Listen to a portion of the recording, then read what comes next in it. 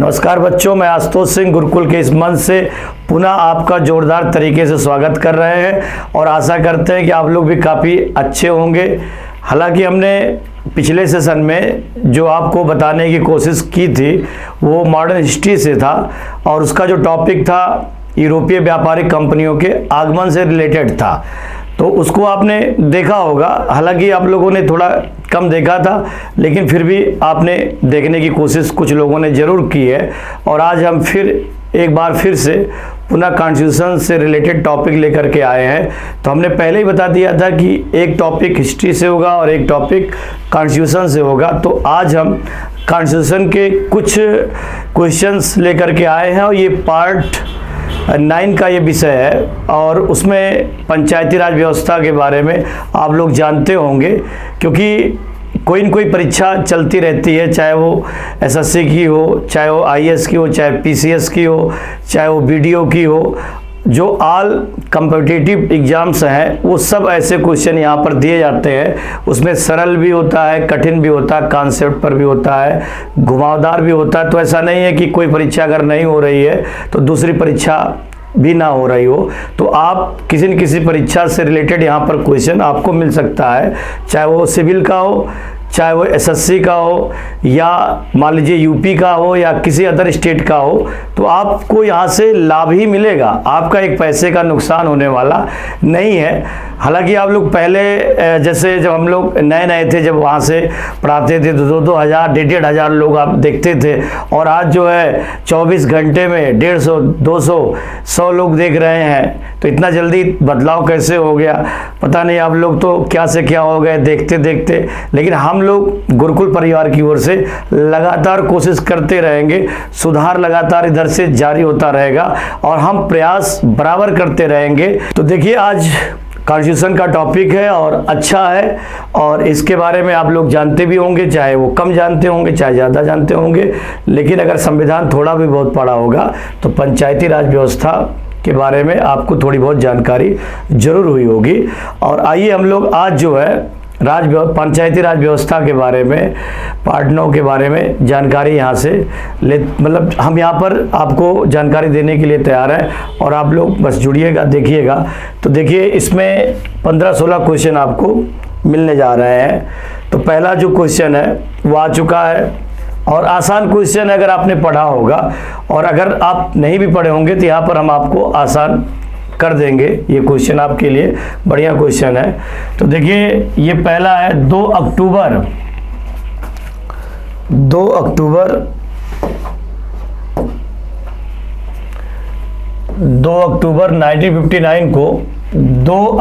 1959 को भारत में पंचायती राज का शुभारंभ, पंचायती राज की शुरुआत निम्नलिखित में से कहाँ पर किया गया है? तो पंचायती राज व्यवस्था की जो शुरुआत की गई है वो 2 अक्टूबर, जो कि डेट पहले से ही दे दिया गया है, 2 अक्टूबर 1959 से इसकी शुरुआत हुई थी। और इसकी शुरुआत जो की गई थी वो राजस्थान के नागौर जिले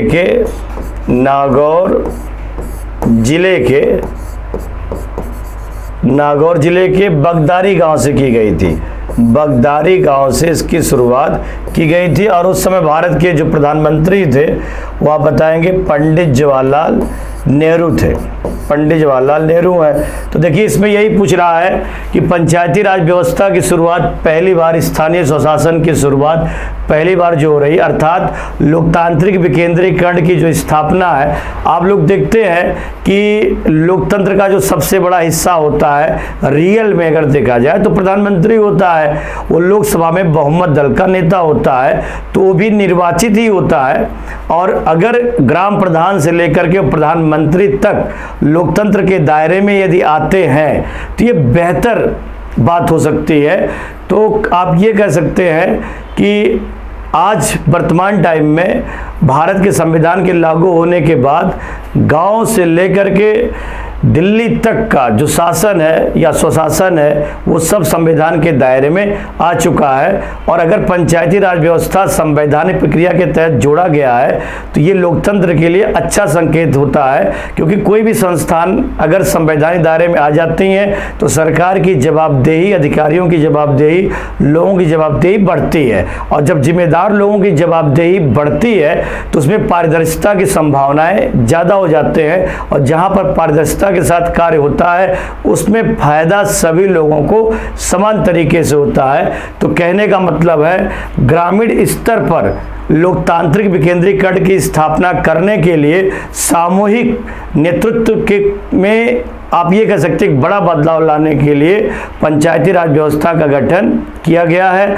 और पंचायती राज व्यवस्था की जो शुरुआत हुई है वो बलवंत राय मेहता समिति से ही मानी जाती है, और बलवंत राय मेहता समिति की सिफारिश पर पहली बार पंचायती राज व्यवस्था की शुरुआत 2 अक्टूबर 1959 को पंडित जवाहरलाल नेहरू ने राजस्थान के नागौर जिले के बगदारी गांव से किया था। तो राजस्थान भारत का पहला ऐसा राज्य है जिसने पंचायती राज व्यवस्था की शुरुआत की है। दूसरा आंध्र प्रदेश है, पहला राजस्थान है, दूसरा आंध्र प्रदेश है, तीसरा असम है, फिर उसके आगे कर्नाटक है, फिर तमिलनाडु है। तो पहले 2 राज्य जिसने पंचायती राज व्यवस्था की शुरुआत की थी, पहला पहला राजस्थान और दूसरा आंध्र प्रदेश है। तो आज की डेट में भारत के हर गांव में लोकतांत्रिक प्रक्रिया चल रही है, और इसके लिए आप ये कह सकते हैं कि पंचायती राज व्यवस्था इसके लिए जिम्मेदार माना जा सकता है। तो खैर आपको यहाँ पर बहुत ज़्यादा मतलब बताने की हमें ज़रूरत नहीं, सिर्फ अभी क्वेश्चन कार्डिंग ही लेकर के हमें चलना है। तो क्वेश्चन ये है कि 2 अक्टूबर 1959 को भारत में पंचायती राज व्यवस्था की शुरुआत जो हुई थी वो कब हुई थी? 2 अक्टूबर 1959 को राजस्थान के नागौर जिले के बगदारी गाँव से हुई थी। उस समय भारत के प्रधानमंत्री पंडित जवाहरलाल नेहरू थे। तो इसका जो हो जाएगा नागौर और राजस्थान। देखिए नागौर कई चीज़ों के लिए जाना जाता है। भारत की एकमात्र जो टंगस्टन की खान है, बल्ब का जो फिलामेंट होता है वो भी टंगस्टन से बनता है। टंगस्टन की खान नागौर में है। और अतार्किक दरवाजे का निर्माण जो इल्तुतमिश ने नागौर में किया था। तो नागौर में अतार्किक दरवाजा भी है, नागौर में टंगस्टन भी है, टंगस्टन की जो खान है, और नागौर में पंचायती राज व्यवस्था की शुरुआत हुई थी। तो इसका पहला हो जाएगा पहला। अब आइए हम लोग नेक्स्ट क्वेश्चन पर चर्चा करते हैं। देखिए क्वेश्चन आ चुका है, बढ़िया क्वेश्चन है। भारत में स्थानीय शासन से संबंधित जो सेल्फ गवर्नमेंट है, तो भारत में सेल्फ गवर्नमेंट से संबंधित निम्नलिखित घटनाओं पर विचार करिए और उन्हें कालक्रम के अनुसार व्यवस्थित कीजिए। इसमें ये कह रहा है, जैसे हमने ये बताया था, आप लोगों को क्लास में चर्चा किया था कि पंचायती राज व्यवस्था को किस तरीके से लागू किया जाए, पंचायती राज व्यवस्था को कैसे कैसे किन किन क्षेत्रों में कितने लोगों को जोड़ा जाए, इसके लिए क्या उपाय होने चाहिए, क्या इसके मॉडल होने चाहिए, क्या इसकी योजनाएं होनी चाहिए, क्या इसके तस्वीर होने चाहिए, इसको लेकर के तमाम समितियों का गठन किया गया था। तो पंचायती राज व्यवस्था की जो सिफारिश हुई है वो पहली बार किस समिति के हिसाब से हुई है? तो पंचायती राज व्यवस्था में कई समितियों का गठन किया गया था। पहला जो है बलवंत राय मेहता समिति, बलवंत राय मेहता समिति। तो बलवंत राय मेहता समिति का जो गठन हुआ था वो आप बताएंगे 1957 में हुआ था। दूसरी जो समिति थी अशोक मेहता समिति, अशोक मेहता समिति का गठन, अशोक मेहता समिति का गठन हुआ था 1977 में। तीसरा जो हुआ था वो आप बताएंगे GBK राव समिति,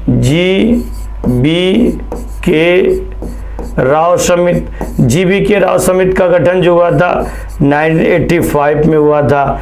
फिर उसके बाद जो है LM लक्ष्मीमल सिंघवी समिति, LM सिंघवी समिति का गठन 1985 में हुआ था। उसके बाद अगला है PK थुंगन समिति, PK थुंगन समिति, और PK थुंगन समिति जो आई है वो 1988 8 में आई है। तो इसमें यही पूछ रहा है कि जो स्थानीय स्वशासन को लेकर के जो समितियां बनाई गई उसके क्या क्या क्रम है। तो क्रम में आप बताएंगे, पहला जो है बलवंत राय मेहता समिति, दूसरा अशोक मेहता समिति, तीसरा जीबी की राव समिति है, चौथा LM सिंघवी समिति है, पांचवा बताएंगे PK थुंगन समिति। तो बलवंत राय मेहता समिति सबसे पहला है 1957, दूसरा अशोक मेहता समिति 1977, तीसरा जीबी की राव समिति 1985 85, उसके बाद फिर है PK थुंगन समिति 1988 है। तो यही क्रम पूछ रहा है।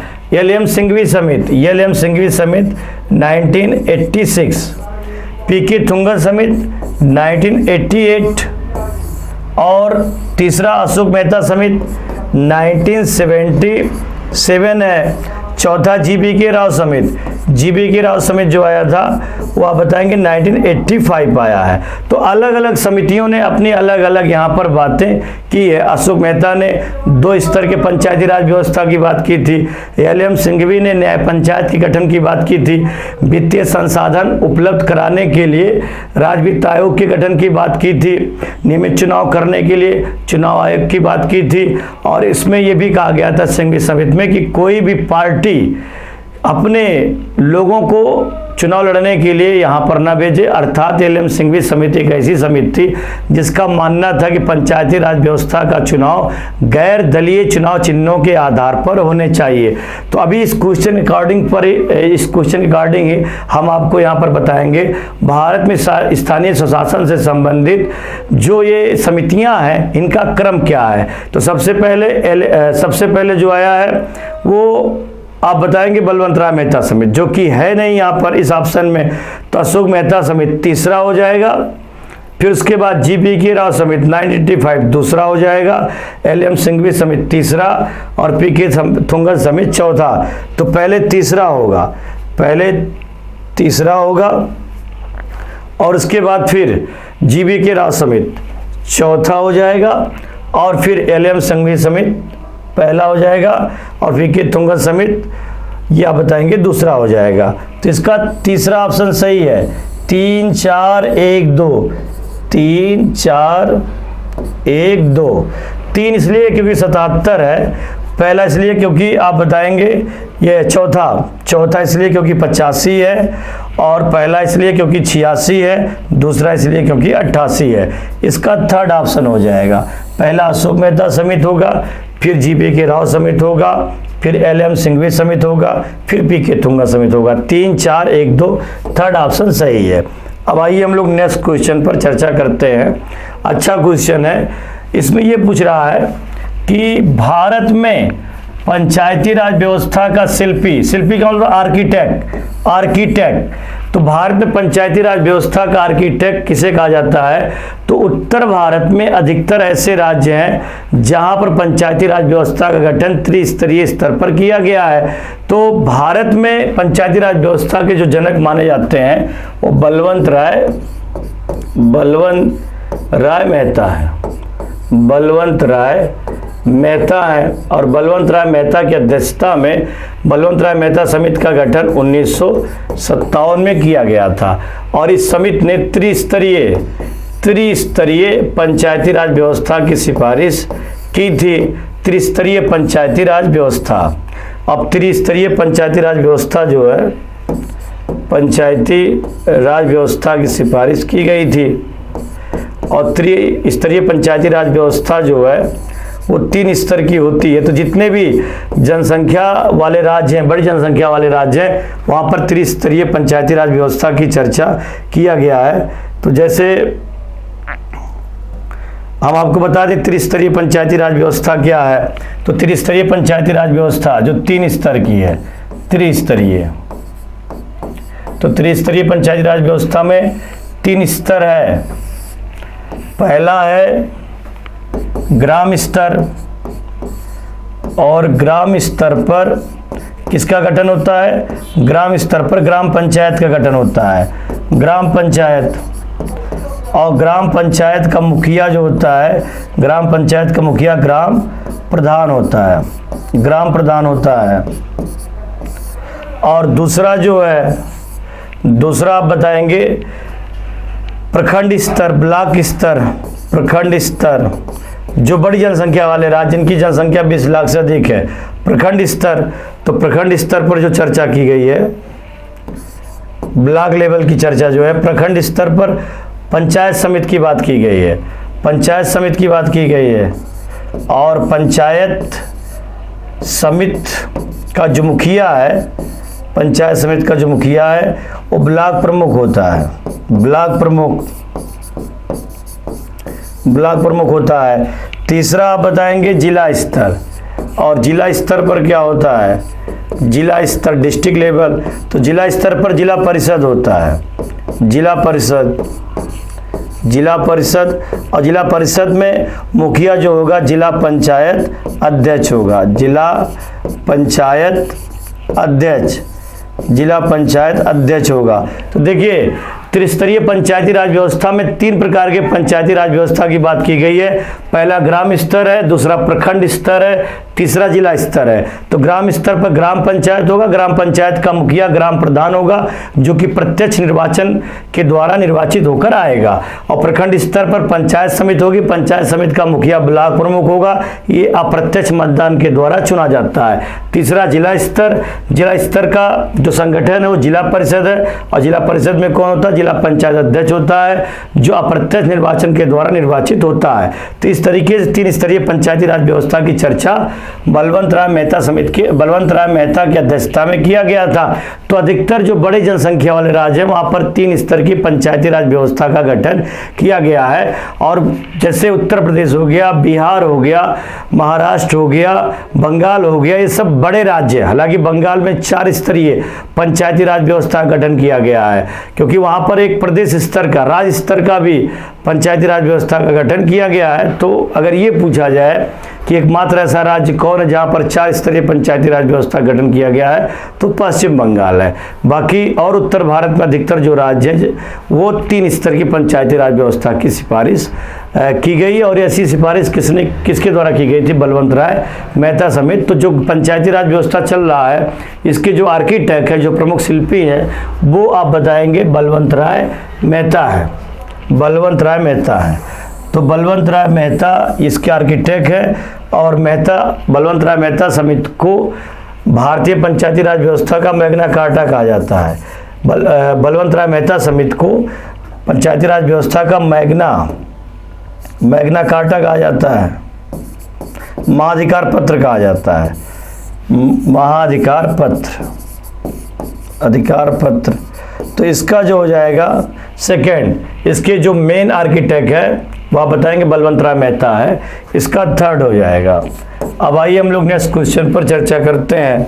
देखिए क्वेश्चन आ चुका है, बढ़िया क्वेश्चन है, इसमें कोई लाग लपेट नहीं है, ऑथेंटिक क्वेश्चन और आता है, ये आता है और आसान है आप लोगों के लिए। कोई बहुत ये आपको चौंकाने वाला क्वेश्चन नहीं है, आप पढ़े हैं इसमें और डट करके यहाँ पर आपको मुकाबला करना होगा। तो देखिए बलवंत राय मेहता समिति की प्रजातांत्रिक विकेंद्रीकरण की सिफारिश के अनुसार, बलवंत राय मेहता समिति की प्रजातांत्रिक विकेंद्रीकरण की सिफारिश के अनुसार जिला, ब्लॉक, ग्राम स्तरों पर त्रिस्तरीय प्रजातांत्रिक पंचायती राज संस्थाओं का गठन होना था। तो इसमें यह कह रहा है बलवंत राय मेहता समिति की प्रजातांत्रिक विकेंद्रीकरण की सिफारिशों के अनुसार, मतलब इसमें बलवंत राय मेहता समिति की प्रमुख बातें क्या थीं। तो प्रमुख बातें जिला, ब्लॉक एवं ग्राम स्तर पर त्रिस्तरीय पंचायती राज व्यवस्था संस्थाओं का गठन होना था। ये तो भाई सही है। पहला, केवल जिला एवं मंडल स्तर पर द्विस्तरीय पंचायती राज व्यवस्था, गलत है, द्विस्तर नहीं था बल्कि 3 स्तर था। केवल जिला स्तर पर जिला परिषद का गठन प्रस्तावित था, गलत है। अगर केवल जिला हो जाएगा तब तो एक स्तर हो जाएगा, और जिला और मंडल होगा तो 2 स्तर हो जाएगा, जबकि ये भी गलत है। यहाँ तो बात किसकी हो रही है, 3 स्तर की हो रही है, त्रिस्तरीय। तो त्रिस्तरीय पंचायती राज व्यवस्था के गठन की सिफारिश किस समिति ने किया था, बलवंत राय मेहता समिति ने। पहला सही है, जैसे हमने कहा था ना अभी पहले क्वेश्चन में, मतलब 3 स्तर। अब ये 3 स्तर कौन कौन से हैं, 3 स्तर हमने अभी पिछले क्वेश्चन में बताया है। और 3 स्तर देखिए, पहला है ग्राम स्तर, पहला ग्राम स्तर है, दूसरा प्रखंड स्तर है, प्रखंड स्तर। तीसरा जिला स्तर, जिला स्तर। ये 3 स्तर हो गया। ग्राम स्तर पर ग्राम पंचायत हो जाएगा, प्रखंड स्तर पर पंचायत समिति हो जाएगी और जिला स्तर पर जिला परिषद हो जाएगा। तो ग्राम पंचायत का मुखिया ग्राम प्रधान होता है, पंचायत समिति का मुखिया ब्लॉक प्रमुख होता है, जिला परिषद का मुखिया जिला पंचायत अध्यक्ष होता है। तो ये 3 स्तर की चर्चा बलवंत राय मेहता समिति में की गई है, अशोक मेहता समिति में 2 स्तर की चर्चा की गई है। तो इसका जो हो जाएगा पहला सही है, जिला स्तर, ब्लॉक स्तर, जिसको हम लोग प्रखंड स्तर कहते हैं, ग्राम स्तर। क्योंकि जब तक गांव का विकास नहीं होगा तब तक सही मायने में लोकतांत्रिक विकेंद्रीकरण की स्थापना नहीं हो सकती है। अगर शासन एक जगह से चले तो एक जगह से शासन अगर चलेगा तो विकास की संभावनाएं उतनी ज़्यादा नहीं होंगी। तो देखिए, केंद्र में प्रधानमंत्री है, राज्य में मुख्यमंत्री है, जिले में जिला पंचायत अध्यक्ष है और ब्लॉक में ब्लॉक प्रमुख है, ग्राम में देखा जाए तो ग्राम प्रधान है। इतने जिम्मेदार लोगों के होने के बावजूद भी जितना विकास होना चाहिए था उतना विकास नहीं हुआ है। तो अगर सही तरीके से पंचायत में ग्राम प्रधान ने, ब्लॉक प्रमुख ने, जिला परिषद ने सही से विकास किया होता तो आज जो है गांव और भी आगे निकल करके आए होते। तो इसका सबसे बड़ा जो कारण है वो भ्रष्टाचार है। उसके लिए हर कोई जिम्मेदार माना जा सकता, मतदाता से लेकर के तमाम सारी बातें हैं। तो इसका पहला सही है। अब आइए हम लोग नेक्स्ट क्वेश्चन पर चर्चा करते हैं। तो देखिए, क्वेश्चन आ चुका है और अच्छा क्वेश्चन है। अशोक मेहता समिति ने पंचायती राज के लिए किस प्रतिमान की संस्तुति की थी? इसमें ये पूछ रहा है कि अशोक मेहता समिति में किसकी सिफारिश की गई थी। तो देखिए, अशोक मेहता समिति आई कब थी? तो अशोक मेहता समिति जो आई थी, इसका जो गठन हुआ था वो आप बताएंगे 1977 में किया गया था। और जो इन्होंने रिपोर्ट दी थी, तो रिपोर्ट इसमें जो आई थी, तो रिपोर्ट जो इन्होंने सौंपा था 1978 में। और इसमें जो कुल सदस्य थे वो 13 सदस्य थे। 13 सदस्य। और इसमें आप ये भी कह सकते हैं कि जो बड़ी बातें हैं, तो इन्होंने द्विस्तरीय पंचायती राज व्यवस्था की बात की थी। द्विस्तरीय पंचायती राज व्यवस्था की सिफारिश की थी। 2 स्तर के पंचायती राज व्यवस्था की सिफारिश करने वाली समिति कौन है? तो अशोक मेहता समिति है। अब 2 स्तर कौन कौन है? पहला जिला स्तर है और दूसरा मंडल स्तर है। और मंडल स्तर में मंडल पंचायत की बात की थी, मंडल पंचायत की बात हुई थी, मंडल पंचायत। और जिला स्तर पर जिला परिषद की बात की थी, जिला स्तर पर जिला परिषद की बात की थी। इसमें यह कहा गया था अशोक मेहता समिति में कि जैसे इसमें जो मंडल पंचायत है, 2 स्तर की बात की गई थी अशोक मेहता समिति में। तो मंडल पंचायत में जो क्राइटेरिया रखा गया था, इसमें यह कहा गया था कि 15 से 20 हज़ार की जनसंख्या पर एक मंडल पंचायत बना लो। प्रत्येक 15 से 20 हज़ार की जनसंख्या पर एक मंडल पंचायत होगा। अगर 15 से 20 हज़ार की जनसंख्या नहीं मिल रही है तो 10 से 15 गाँव मिला लीजिए। तो 10 से 15 गांव मिला करके मंडल पंचायत के गठन की बात की गई थी। या तो 10 से 15 गांव होंगे इसमें, या तो फिर 15 से 20 हज़ार की आबादी होगी। 15 से 20 हज़ार की आबादी या 10 से 15 गांव मिला करके मंडल पंचायत की बात की गई थी। हर जिले में जिला परिषद की बात की गई थी, लेकिन इसमें ग्राम पंचायत की बात नहीं की गई थी। तो सरकार ने यह तय किया कि जब इसमें गाँव के विकास की बात नहीं है, जब जड़ पे ही इसमें वार नहीं किया गया है, जब गांव का ही विकास नहीं होगा, तो जब एक गांव का विकास नहीं होगा तो फिर 15 से 20 गांव का विकास कैसे होगा? तो ग्राम स्तर इसने छोड़ दिया था। तो सरकार ने इसे अपर्याप्त मानते हुए इस समिति की सिफारिश को मानने से इनकार कर दिया था। तो इसमें बड़ी सारी बातें थी, लेकिन जो प्रमुख बातें हैं वो हम यहाँ पर बता रहे हैं। पहला तो ये था कि पंचायती राज व्यवस्था में इन्होंने 2 स्तर की पंचायती राज व्यवस्था को लागू करने की सिफारिश की थी। एक मंडल स्तर पर मंडल पंचायत और जिले स्तर पर जिला परिषद की बात की गई थी। इसमें 13 सदस्य थे। रिपोर्ट 1978 में सौंपा था, गठन इसका 1977 में हुआ था और इसके जो अध्यक्ष थे अशोक मेहता समिति थे। जिले पर ज़्यादा फोकस करने की बात की गई थी। अशोक मेहता समिति का मानना था कि जिले का अगर विकास होगा तो अपने आप मंडल स्तर पर विकास हो जाएगा। और इसने ये भी कहा था कि जो मतदान होने चाहिए नियमित होने चाहिए और मतदान में राजनीतिक पार्टियों को पार्टिसिपेट करना चाहिए, अर्थात जो भी लोग आए उम्मीदवार के रूप में तो पार्टी से टिकट लेकर के आए और नियमित अगर चुनाव होगा तो मंडल पंचायत और जिला परिषद मजबूत होगा। तो इसका जो हो जाएगा, इस पे पूछ रहा है अशोक मेहता समिति ने पंचायती राज व्यवस्था के लिए किस प्रतिमान की संस्तुति की थी? 2 स्तर की थी। मंडल स्तर पर मंडल पंचायत जिसकी संख्या 15 से 20,000 जनसंख्या हो सकती है।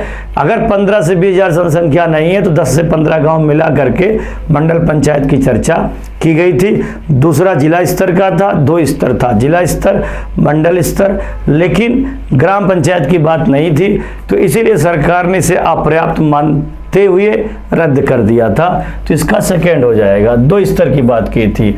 आइए हम लोग नेक्स्ट क्वेश्चन पर चर्चा करते हैं। क्वेश्चन आ चुका है, देखिए इसमें पूछ रहा है कि निम्नलिखित में से कौन सी एल.एम. सिंघवी समिति की सिफारिशें हैं। देखिए एल.एम. सिंघवी कौन थे? तो इनका पूरा नाम था लक्ष्मीमल सिंघवी और ये अध्यक्ष थे। इसका गठन 1985 में किया गया था और एल.एम. सिंघवी समिति ने कई सारी बातें बताई थी। लक्ष्मीमल सिंघवी समिति में जो इसका गठन 1985 में किया गया था तो इसने कहा था कि जो पंचायती राज व्यवस्था है इसको संवैधानिक मान्यता दे दिया जाए। इस समिति ने भी कहा था कि जो पंचायती राज व्यवस्था का चुनाव हो वो राजनीतिक दलों के चुनाव चिन्हों के आधार पर ना हो, क्योंकि अगर राजनीतिक दल इसमें आ जाएंगे तो जो आम जनता है वो चुनाव से लड़ने में थोड़ा सा पीछे हो जाएगी। क्योंकि जब पंचायती राज व्यवस्था का चुनाव होता है तो आप देखते होंगे ब्लॉक प्रमुख भी लगभग किसी न किसी पार्टी का होता है, जिला पंचायत अध्यक्ष भी पार्टी का होता है। तो लोग अगर काबिल नहीं भी हैं तो पार्टी के मुखिया के नाम पर उनको वोट मिल जाता है। तब जो व्यक्ति है वो व्यक्ति को नहीं देखता, वोटर व्यक्ति को नहीं देखता, पार्टी को देखता है। और अगर निर्दलीय चुनाव हो, बगैर राजनीतिक दलों के चुनाव चिन्हों के आधार पर हो तो आम व्यक्ति आ जाएगा, अच्छा व्यक्ति आएगा। और जब अच्छा व्यक्ति आएगा तो अच्छा कार्य करेगा। इसमें गरीब से गरीब लोग आ जाएंगे, ईमानदार से ईमानदार लोग आ जाएंगे, हर व्यक्ति को मौका मिल जाएगा इसमें चुनाव लड़ने के लिए। और पार्टी के आधार पर अगर चुनाव होगा तो उसमें गरीब व्यक्ति, आम व्यक्ति, ईमानदार व्यक्ति पीछे रह जाएगा और षड्यंत्रकारी व्यक्ति जो होगा वो पार्टी में मजबूत स्थिति में हो जाता है, क्योंकि षड्यंत्रकारी व्यक्ति महत्वाकांक्षी होते हैं और पार्टी में बने रहना इतना आसान नहीं होता है। तो लक्ष्मीमल सिंघवी ने यह कहा था कि पंचायती राज व्यवस्था का चुनाव गैर राजनीतिक दलों के चुनाव चिन्हों के आधार पर होना चाहिए। और जबकि आजकल आप देख रहे हैं कि पंचायती राज व्यवस्था में चाहे ब्लॉक प्रमुख हो, चाहे वो चेयरमैन हो, नगर पालिका की अगर बात हो जाए, चाहे जिला पंचायत सदस्य की बात हो जाए, तो इसमें अधिकतर राजनीतिक दलों के लोग ही चुन करके आते हैं। और जब इंसान राजनीतिक दल का चोला ओढ़ करके आएगा तो लोग पार्टी के नाम पर वोट कर देते हैं और पार्टी के नाम पर जब वोट करते हैं तो लोकतंत्र कमजोर होता है। लोकतंत्र है ना, तो अगर आप लोगों के हिसाब से मतदान करेंगे तो लोकतंत्र मजबूत होगा। और पार्टी तंत्र के आधार पर करेंगे, राजनीतिक दलों के आधार पर करेंगे तो लोकतंत्र कमजोर होगा, पार्टी तंत्र मजबूत होगा। और हमारे भारत के लोकतंत्र में लोकतंत्र पीछे है और पार्टी तंत्र या राजनीतिक तंत्र जो है, राजनीतिक दलों का तंत्र, ये मजबूत है। और इसीलिए जो है आम नागरिक को इसमें मौका नहीं मिल पाता है। तो जो इन्होंने सिफारिश की थी तो इस सिफारिश को तो सरकारों ने, क्योंकि सरकार किसी न किसी राजनीतिक दल की होती है, तो उन्होंने इस सिफारिश को खारिज कर दिया था। इसका मानना था कि गैर राजनीतिक दलों के चुनाव चिन्हों के आधार पर होना चाहिए, संवैधानिक मान्यता देनी होगी। क्योंकि देखिए सरकारें बड़ी चालाक होती हैं, वो कानून ला करके संस्थाएं बना देती हैं। और जब सरकार कानून बना रही है, सरकार संस्था बना रही है तो उसकी जवाबदेही थोड़ा कम हो जाती है और उसे अगर संवैधानिक मान्यता दे दे, संविधान में अगर जोड़ दे, तो संविधान में अगर जोड़ देगी तो उसकी जिम्मेदारी ज़्यादा हो जाएगी, उसकी गर्दन संविधान में फंस जाएगी, जवाबदेही बढ़ जाएगी। और जब सरकारों की जवाबदेही बढ़ती है, जिम्मेदारियां बढ़ती हैं, सीधा फायदा जो है आम जनता को मिलता है। तो इसलिए सरकार ये जल्दी नहीं चाहते हैं किसी भी चीज़ों को संवैधानिक तंत्र से जोड़ा जाए, वो कानूनी तंत्र में जोड़ने के लिए तैयार होती हैं। तो फिलहाल संवैधानिक दर्जा देने की बात की गई थी और इसमें न्याय पंचायत के गठन की बात की गई थी, न्याय पंचायत के गठन की बात की गई थी और इसके साथ साथ नियमित चुनाव कराने की बात की गई थी, नियमित चुनाव कराने की बात की गई थी और वित्तीय संसाधन उपलब्ध कराने की बात की गई थी, उपलब्ध कराने की बात की गई थी। भाई जब तक वित्तीय संसाधन नहीं मिलेगा, राज्य वित्त आयोग का गठन नहीं होगा, जब तक राज्य को पैसा नहीं मिलेगा तब तक पंचायती राज व्यवस्था का कैसे विकास होगा। तो राज्य वित्त आयोग के गठन की बात, निर्वाचन आयोग, राज्य निर्वाचन आयोग के गठन की बात, नियमित चुनाव कराने की बात और गैर राजनीतिक दलों के चुनाव चिन्हों के आधार पर चुनाव कराने की बात, संवैधानिक मान्यता देने की बात, ये सबसे पहले किस समिति ने किया था? लक्ष्मीमल समिति के द्वारा किया गया था। अधिकतर सिफारिशें इसकी मान ली गई, लेकिन गैर राजनीतिक दलों के आधार पर जिन्होंने किया था, ये सिफारिश राजनीतिक दलों ने मानने से इनकार कर दिया, क्योंकि सरकार किसी न किसी राजनीतिक दल की होती है। और आप ये कह सकते हैं कि हमारे देश में जो लोकतंत्र का रक्त है, जो मेन उसका मुद्दा है, वो पार्टी है। पार्टी ही जो है चुनाव लड़ती है। यहाँ पर निर्दलीय चुनाव कम होते हैं और दलीय चुनाव ज़्यादा होते हैं। तो दल जो है वो लोकतंत्र के रक्त माने गए भारत में। तो देखिए सिफारिश पूछ रहा है, लक्ष्मीमल सिंघवी समिति की सिफारिश, तो इसमें कह रहा है गाँव के एक समूह के लिए न्याय पंचायत बनाई जानी चाहिए। बिल्कुल सही है। पंचायती राज संस्थाओं के लिए संवैधानिक मान्यता होनी चाहिए, सही है। ग्राम पंचायतों के लिए अधिक वित्तीय संसाधन, तो देखिए अधिक वित्तीय संसाधन मैंने बोला ना, वित्तीय संसाधन, संवैधानिक मान्यता, बिल्कुल संवैधानिक मान्यता मिलनी चाहिए। न्याय पंचायतें, हमने बताया न्याय पंचायत के गठन, तो न्याय पंचायत होनी चाहिए, ये भी सिफारिश की गई थी। संवैधानिक मान्यता मिलनी चाहिए, ये भी सिफारिश की गई थी। वित्तीय संसाधन उपलब्ध कराने चाहिए, ये भी सिफारिश की गई थी लक्ष्मीमल समिति में। पहला सही, दूसरा सही, तीसरा सही, पहला दूसरा तीसरा, मतलब ये सभी सही है। आलाप दीज, इसमें सब सही है, सभी सही हैं। डी हो जाएगा, इसमें सभी सही है, डी। अगला देखिएगा, नेक्स्ट क्वेश्चन आ चुका है। पंचायत का 5 वर्ष का कार्यकाल प्रारंभ होता है, तो पंचायत का जो प्रारंभ होता है, कार्यकाल इसका जो प्रारंभ होता है वो प्रथम अधिवेशन से होता है। तो चुनाव का जो पहला अधिवेशन होता है, प्रथम अधिवेशन से लेकर के, पहले सेशन से लेकर के और अगले 5 वर्ष तक होता है। अगले 5 वर्ष तक इनका सेशन बुलाया जाता है। तो आप बताएंगे चुनाव की तिथि से गलत है, परिणाम के घोषित होने की तिथि से गलत है। पंचायत की प्रथम अधिवेशन के लिए नियमित तिथि से, साल में 2 बार अधिवेशन होना चाहिए। और जैसे आज अगर सेशन खत्म हो रहा था, अगला सेशन 6 माह के अंदर ही बुलाया जाना चाहिए। तो पंचायत के प्रथम अधिवेशन के लिए नियमित तिथि से होने चाहिए और अगले 5 वर्ष तक चलेगा। तो इसका जो हो जाएगा थर्ड होगा। आइए हम लोग नेक्स्ट क्वेश्चन पर चर्चा करते हैं। तो निम्नलिखित में से कौन पंचायतों की संरचना के बाबत में उपलब्ध कराने की लिए अधिकृत है? इसमें ये कह रहा है चुनाव कौन कराता है, इनका जो चुनाव की जो प्रक्रिया है। पंचायत का गठन, तो पंचायत गठन 243 बी में दिया गया है। जैसे 243 से लेकर के 243 अड़ा तक है, ये 16 आर्टिकल है पंचायती राज व्यवस्था में। तो इसमें पंचायती राज व्यवस्था का जो गठन है 243 खा में दिया गया है। चुनाव इनका जो है वो 243 गा में है।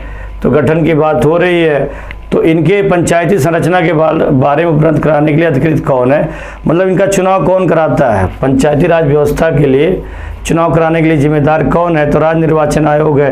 कानून बना करके राज्य विधानमंडल दे देती है और पंचायती राज व्यवस्था का चुनाव राज्य निर्वाचन आयोग के द्वारा किया जाता है। जिसके लिए जो जिम्मेदार है वो राज्य का विधानमंडल है। इसके लिए जो कानून बनाया जाएगा पंचायतों की संरचना के लिए जिम्मेदार जो है वो आप बताएंगे राज्यपाल नहीं होगा। राज्यपाल तो पंचायती राज व्यवस्था के चुनाव की अधिसूचना जारी करता है, ये तो अधिसूचना जारी करेगा। नियम कौन बनाता है इसके लिए? राज्य का विधानमंडल, राज्य का विधानमंडल हो जाएगा, इसका सेकेंड होगा, सेकेंड। अब आइए हम लोग नेक्स्ट क्वेश्चन पर चर्चा करते हैं। देखिए क्वेश्चन आ चुका है, विचार करना है, निम्नलिखित कथनों पर विचार करिए। देखने में बहुत बड़ा क्वेश्चन लग रहा है लेकिन बहुत आसान क्वेश्चन है। देखने में बड़ा लग रहा है लेकिन बिल्कुल आसान क्वेश्चन है। इसमें ये कह रहा है कि भारत के संविधान के भाग 9 में पंचायतों से संबंधित उपबंध है और उसे संविधान के 73वां संविधान संशोधन अधिनियम 1992 द्वारा अंततः स्थापित किया गया था। तो इसे जो पारित कराया गया था वो आप बताएंगे 20 अप्रैल 1993 को राष्ट्रपति ने सहमति दी थी और 24 अप्रैल 1993 को भारत में हर जगह इसे लागू कर दिया गया था। तो पहला तो सही है, पहला सही है, लाया गया था 1992 में, लागू किया गया था 1993 में। दूसरा देखिए, भारत के संविधान के भाग 9A में नगर पालिकाओं से संबंधित उपबंध है तथा अनुच्छेद 243 क्यू के अनुसार मतलब 243 अंगा के अनुसार प्रत्येक राज्य के लिए 2 प्रकार की नगर पालिकाएं हो सकती हैं। तो भारत के संविधान के भाग 9A में नगर पालिकाओं से संबंधित उपबंध है तथा अनुच्छेद 244 क्यू के अनुसार प्रत्येक राज्य के लिए 2 प्रकार की चर्चा नहीं है। यहाँ पर 2 प्रकार की चर्चा नहीं है, 3 प्रकार की चर्चा है। 3 स्तर के नगर पालिका की चर्चा है, चाहे वो पंचायती राज व्यवस्था हो चाहे वो नगर चुनाव हो, इन दोनों में 3 स्तर है। और नगर का जो चुनाव होता है, देखिए एक पहला स्तर है नगर पंचायत, पहला है नगर पंचायत और दूसरा है नगर पालिका परिषद, नगर पालिका परिषद। और जो बड़े नगर जिसकी 10 लाख से अधिक आबादी है उसको लोग नगर निगम कहते हैं, नगर निगम। तो जो नगर निकाय चुनाव होता है वो कितने स्तर का होता है? तो नगर निकाय जो कि अभी होने जा रहा है इसी महीने में, अप्रैल महीने में इसकी शुरुआत होने जा रही है, तो नगर निकाय भी 3 स्तर का होता है। पहला नगर पंचायत, दूसरा नगर पालिका परिषद और तीसरा नगर निगम। तो नगर पंचायत में नगर पंचायत अध्यक्ष मुखिया होता है, नगर पालिका परिषद में चेयरमैन होता है और जो नगर निगम है, नगर निगम का जो मुखिया होता है नगर प्रमुख, जिसको हम लोग मेयर के नाम से जानते हैं। तो इसमें यह कह रहा है कि भारत के संविधान के भाग 9A में नगर पालिकाओं से उपबंध है तथा अनुच्छेद 243 क्यू के अनुसार प्रत्येक राज्य के लिए 2 प्रकार की नगर पालिकाएं होंगी। तो ये सब सही है लेकिन प्रकार गलत है। 2 प्रकार ये नहीं है बल्कि 3 प्रकार है। तो दूसरा गलत और पहला सही है, दूसरा गलत पहला सही। तो केवल एक, दूसरा इसलिए गलत है क्योंकि 2 प्रकार कह रहा, जबकि हमने बताया 3 प्रकार, नगर पंचायत, नगर पालिका परिषद, नगर निगम। तो ये गलत हो जाएगा, दूसरा गलत पहला सही, इसका ए ऑप्शन सही है। अब आइए हम लोग नेक्स्ट क्वेश्चन पर चर्चा करते हैं। क्वेश्चन आ चुका है, अच्छा क्वेश्चन है, हालांकि बहुत कठिन नहीं है। इसमें पूछ रहा निम्नलिखित में से किसका निर्माण पंचायती राज व्यवस्था के तहत हुआ था? तो पंचायती राज व्यवस्था का जो गठन है वो 243 खा में है, संवैधानिक संस्था है पंचायती राज व्यवस्था। खाप पंचायत संवैधानिक नहीं है, ये तो कई गांव के मुखिया लोग बैठते हैं और जो लोकल मुद्दे उस पर निपटाया जाता है। तो खाप पंचायत संवैधानिक नहीं है। जाति पंचायत भी कोई संवैधानिक नहीं है। ग्राम पंचायत, हाँ, ग्राम पंचायत का चुनाव होता है और ग्राम पंचायत का चुनाव जो है ग्राम सभा के द्वारा किया जाता है, ग्राम सभा के सदस्यों के द्वारा। ग्राम सभा उसको कहते हैं कि जिनका ग्राम स्तर पर निर्वाचक सूची में नाम हो। जो मतदाता होते हैं, अर्थात ग्राम पंचायत के अंतर्गत वो लोग जिनकी उम्र 18 वर्ष से अधिक है और जिसका मतदाता सूची में नाम है, वही लोग ग्राम पंचायत का चुनाव करते हैं। तो ग्राम पंचायत संवैधानिक है। खाप पंचायत, जाति पंचायत, जन पंचायत, ये सब संवैधानिक नहीं, ये गलत है। जन पंचायत गलत है, जाति पंचायत गलत है, खाप पंचायत गलत है, केवल ग्राम पंचायत सही है। थर्ड ऑप्शन सही, ये संवैधानिक है, थर्ड होगा। पंचायती राज व्यवस्था के तहत, पंचायती राज व्यवस्था के तहत खाप पंचायत के गठन के बारे में नहीं है, जात पंचायत के बारे में भी नहीं है, ग्राम पंचायत के बारे में है, जन पंचायत के बारे में नहीं सही है, नहीं है। तो ये थर्ड हो जाएगा, थर्ड। अब आइए हम लोग नेक्स्ट क्वेश्चन पर चर्चा करते हैं। क्वेश्चन आ चुका है, अच्छा क्वेश्चन है, कॉन्सेप्ट पर होना चाहिए। जैसे कह रहा है पंचायती राज व्यवस्था का मूल एम क्या है, जो इसका ओरिजिनल एम है, वो जो इसका करेक्ट आंसर है, मतलब इसमें आप ये कह सकते हैं कि जो मेन उद्देश्य क्या है, इनका मेन एम क्या है। तो इसका मेन एम, मूल उद्देश्य निम्नलिखित में से क्या सुनिश्चित करना है। जैसे ग्राम पंचायत को लाने के लिए, पंचायती राज व्यवस्था को लाने के लिए प्रमुख उद्देश्य क्या थे। तो एक तो ये जन भागीदारी की चर्चा थी, लोकतांत्रिक विकेंद्रीकरण की बात थी, इसमें ग्रामीण स्तर पर सुशासन लाने की बात की थी। अगर गांव का प्रधान आपके बीच का नहीं होगा तो क्या ये जन भागीदारी सही से मानी जाएगी। जब अपने के बीच में होगा तो लोगों की भागीदारी घटती नहीं है, बढ़ जाती है। तो जन भागीदारी की बात इसमें थी, लोकतांत्रिक विकेंद्रीकरण की बात थी इसमें। तो विकास में जन भागीदारी बिल्कुल सही है। राजनीतिक जवाबदेही, पॉलिटिकल अकाउंटेबिलिटी की बात नहीं, राजनीतिक जवाबदेही, इसमें ये कोई मूल उद्देश्य नहीं है, राजनीतिक जवाबदेही का कोई मतलब नहीं है, ये गलत है।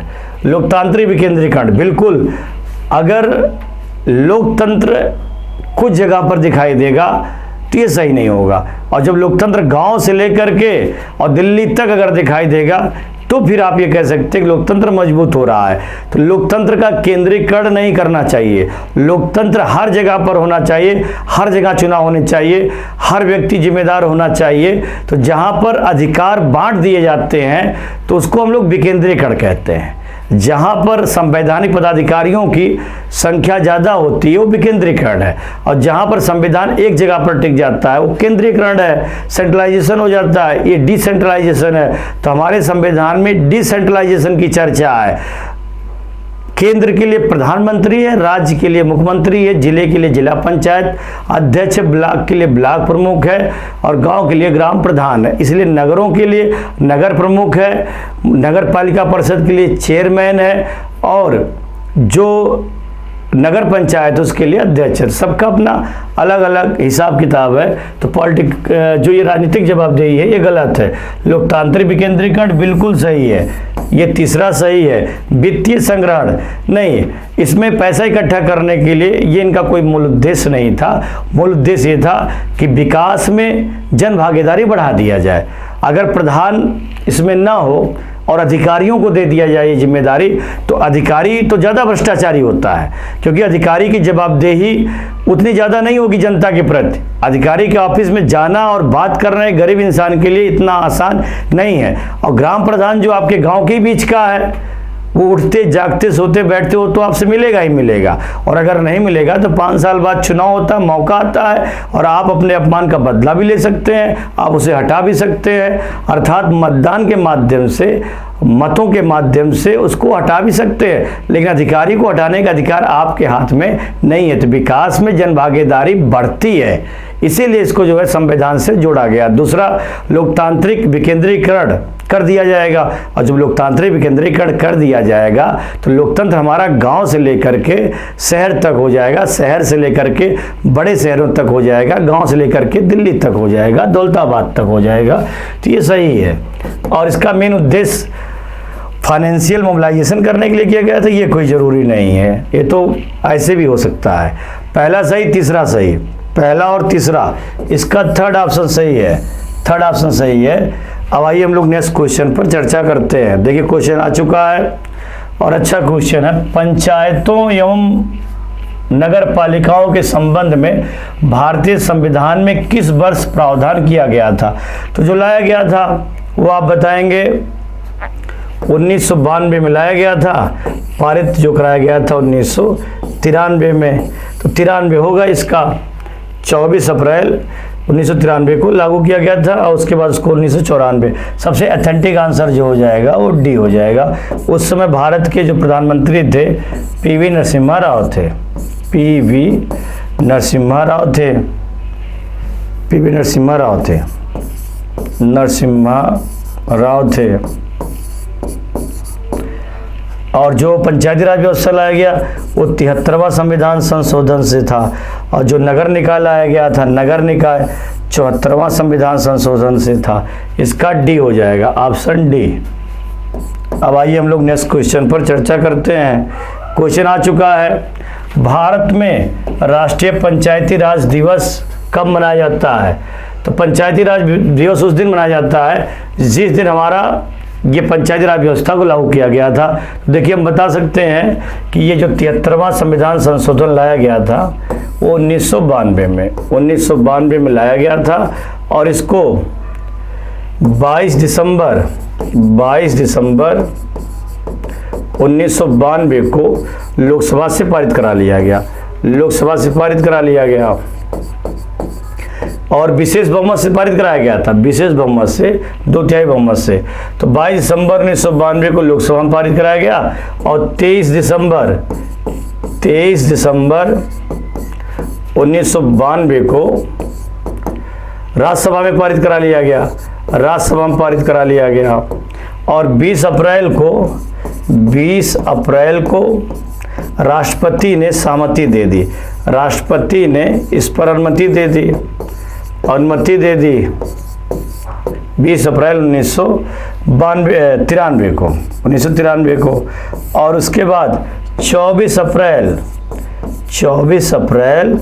1993 को पंचायती राज व्यवस्था को लागू कर दिया गया। तो पूरे देश में पंचायती राज व्यवस्था को जो लागू किया गया संवैधानिक दर्जा के अनुसार 24 अप्रैल को लागू किया गया था। एक बड़ा परिवर्तन जो हुआ था गांव तक वो 24 अप्रैल को हुआ था। इसका डी हो जाएगा। पंचायत दिवस जो मनाया जाता है 24 अप्रैल को, और पंचायती राज व्यवस्था को जो लागू किया सबसे पहले वो तो नागौर में 1959 में, वो तो आप जान ही रहे हैं, जब संवैधानिक दर्जा दे दिया गया, बाकायदे संविधान से जोड़ दिया गया। तो इस हिसाब से पंचायती राज व्यवस्था को लागू करने वाला पहला राज्य कौन था? तो पहला राज्य नए सिरे से लागू करने वाला मध्य प्रदेश था। मध्य प्रदेश ये पहला राज्य है जिसने 73वें संविधान संशोधन को सबसे पहले लागू किया था। इसका डी हो जाएगा, डी हो जाएगा। अब आइए हम लोग नेक्स्ट क्वेश्चन पर चर्चा करते हैं। नेक्स्ट क्वेश्चन आ चुका है और इसमें पूछना, पंचायतों के लिए कराए जाने वाले सभी निर्वाचनों का संचालन का अधीक्षण, निदेशन, नियंत्रण निहित होता है। तो इसका चुनाव कौन कराता है? पंचायती राज व्यवस्था का अधीक्षण, संचालन, निदेशन और नियंत्रण। तो आप बताएंगे राज्य निर्वाचन आयोग, राज्य निर्वाचन आयोग, राज्य निर्वाचन आयोग के द्वारा होता है ना, राज्य निर्वाचन आयोग यही कराता है, यही कराता है। चाहे वो पंचायती राज व्यवस्था का चुनाव हो, पंचायती राज व्यवस्था का चुनाव हो, राज व्यवस्था हो, चाहे नगर निकाय, नगर निकाय, तो इनका चुनाव जो होगा वो इन्हीं के द्वारा कराया जाएगा, राज्य निर्वाचन आयोग। तो ग्राम पंचायत, ब्लॉक लेवल का, जिला परिषद, नगर पालिका परिषद, नगर पंचायत, नगर निगम, इन सब के चुनाव राज्य निर्वाचन आयोग के द्वारा कराया जाता है और इसकी सूचना राज्यपाल के द्वारा जारी की जाती है। और अगर पंचायत से संबंधित कोई विवाद होता है तो उस विवाद का निपटारा हाई कोर्ट के द्वारा किया जाएगा। लेकिन MLA, MLC, member of parliament Rajya Sabha और मेंबर ऑफ पार्लियामेंट लोकसभा, राष्ट्रपति, उपराष्ट्रपति, इन सब का चुनाव केंद्रीय निर्वाचन आयोग कराता है। जैसे देश में राष्ट्रपति, उपराष्ट्रपति, इन दोनों का निर्वाचन भी केंद्रीय निर्वाचन आयोग कराएगा।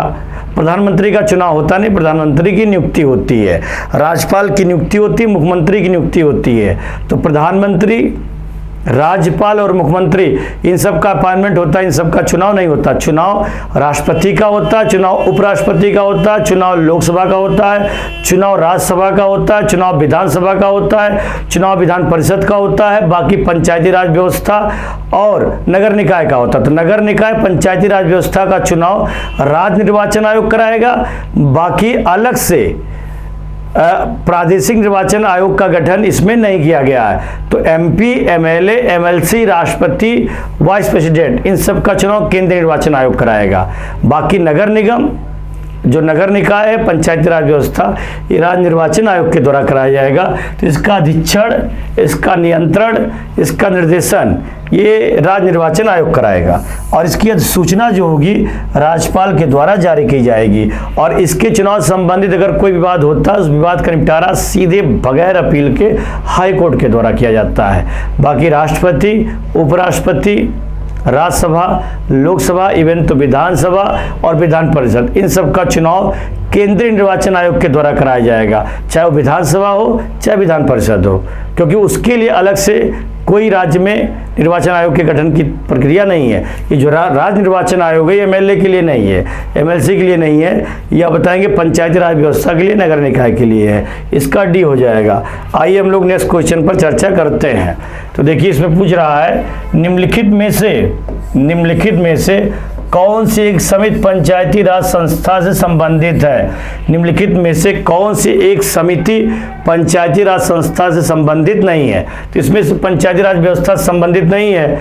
तो देखिए इसमें कौन कौन सी समितियां थी। बलवंत राय मेहता समिति, बी आर मेहता समिति, तो बी आर मेहता समिति तो होनी चाहिए। अशोक मेहता समिति थी, अशोक मेहता समिति। उसके बाद जीवी के राव समिति थी, जीवी के राव समिति थी, राव समिति। इसके अलावा यल एम सिंघवी समिति थी, यल एम सिंघवी समिति थी, सिंघवी समिति। और जो अगला था पी के थुंगन समिति, पी के थुंगन समिति, थुंगन समिति। ये 4 समितियां थीं। अब इसमें देख लीजिए क्या नाम, कौन सी एक नहीं है।